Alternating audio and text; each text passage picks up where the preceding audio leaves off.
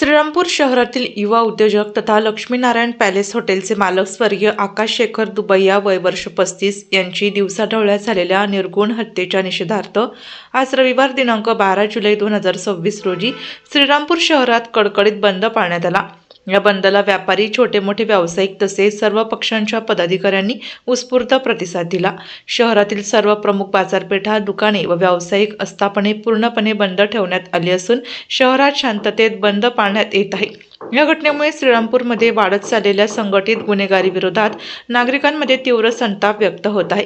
गुन्हेगारांना तत्काळ अटक करून त्यांच्यावर कठोर कारवाई करण्यात यावी तसेच शहरातील वाढत्या गुन्हेगारीला आळा घालावा या प्रमुख मागण्यांसाठी सर्व पक्षांकडून बेमुदत बंद पुकारण्यात आला आहे।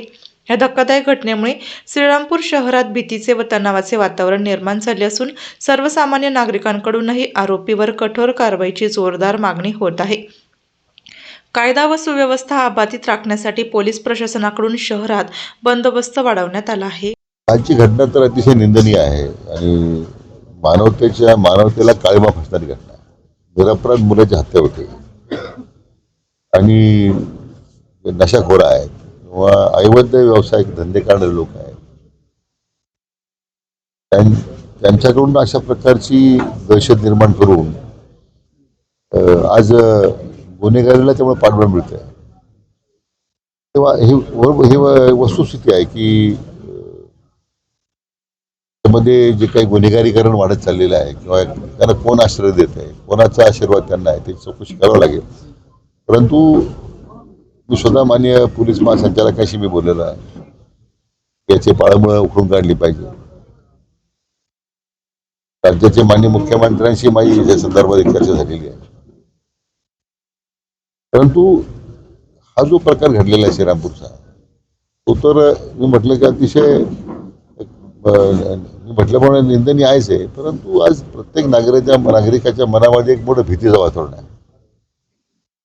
हे गुन्हे घडल्यानंतर आरोपी परत दवाखान्यात त्या साखर कामगार हॉस्पिटल जमा होत आहे गुन्हेगाराला संरक्षण देण्यासाठी।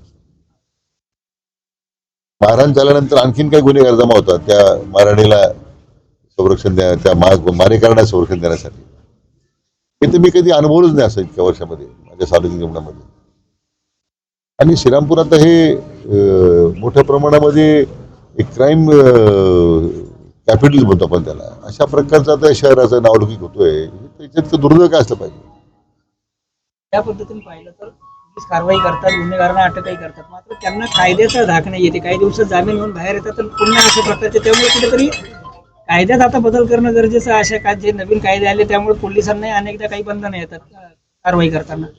कायदे तर पुष्कळ कडक केलेले आहे। त्या माननीय मुख्यमंत्र्यांनी या संबंधामध्ये जी अंमली पदार्थ विरोधी मोहीम आहे सरकारची, त्यामध्ये आता विशेष लक्ष त्यांनी दिलेलं आहे आणि आवश्यक त्या जे काही नियमात बदल असतील, कायद्यात बदल असतील ते सुद्धा आपण केलेले आहेत।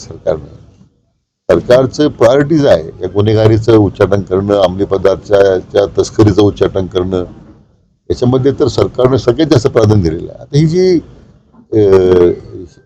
ह्या घटनेच्या अनुसरून ज्या गोष्टी घडत आहेत, मला वाटतं याच्यामध्ये आपल्याला पोलिसांना सूचना दिल्यात, तात्काळ या संपूर्ण शहराची साफसफाई करा।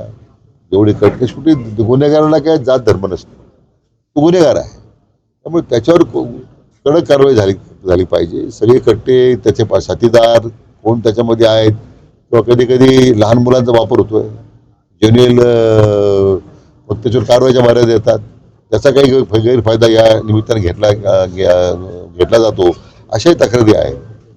परंतु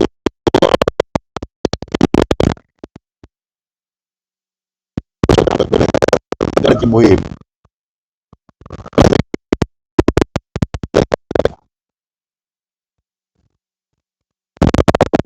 सामान्य नागरिकाला दिलासा मिळणार।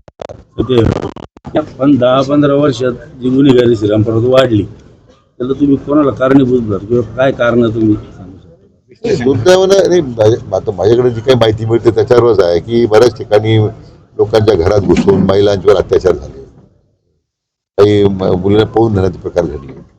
दहशत एवढी की लोक तक्रार करायला सुद्धा पुढे येत नाही।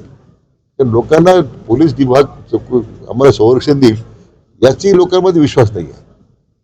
या काही पूर्वी 7-8 वर्षापूर्वी घटना ज्या घडल्या आणि ती मग आपोआपच ते गुन्हेगारांचं बळ वाढत गेले आणि ते मुख्य कारण आहे की पोलिसांकडून त्या वेळेला जर कारवाई झाल्या असत्या त्या काळामध्ये तर हे गुन्हेगार एवढी वाढली नसती.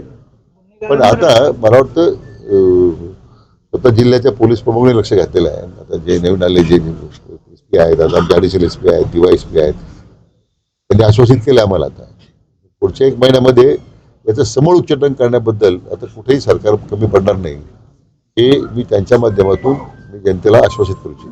मात्र जे अनेक सूत्रधार आहेत त्यांना राजकीय आश्रय असतो, त्यामुळे ते अशा व्यक्तींसंदर्भात आता काय कारवाई केली? नाही, ज्यांना राजकीय आश्रय ज्यांचा मिळत असेल किंवा राजकीय आश्रय देण्याचा कोणी प्रयत्न करत असेल त्यांनाही त्या लोकांनाही मी सांगितलं सर मी कारण वास्तव त्यांच्या समोर आलं पाहिजे. जे कोणी त्यांना पाठिंबा देत असेल पाठवत असेल वास्तव काय वास्तव मला वाटतं समोर आल्यानंतर मला वाटत नाही की यांना कोणी राजकीय पाठबळ देईल की यांना कोणी आश्रय देईल. शेवटचा प्रश्न, एकनाथ खडसे अमित शहाच्या भेटीला जाऊन आले, भाजप प्रवेश होणार अशी चर्चा आहे आणि अमित शहानीच त्यांना बोलून घेतलं होतं. काय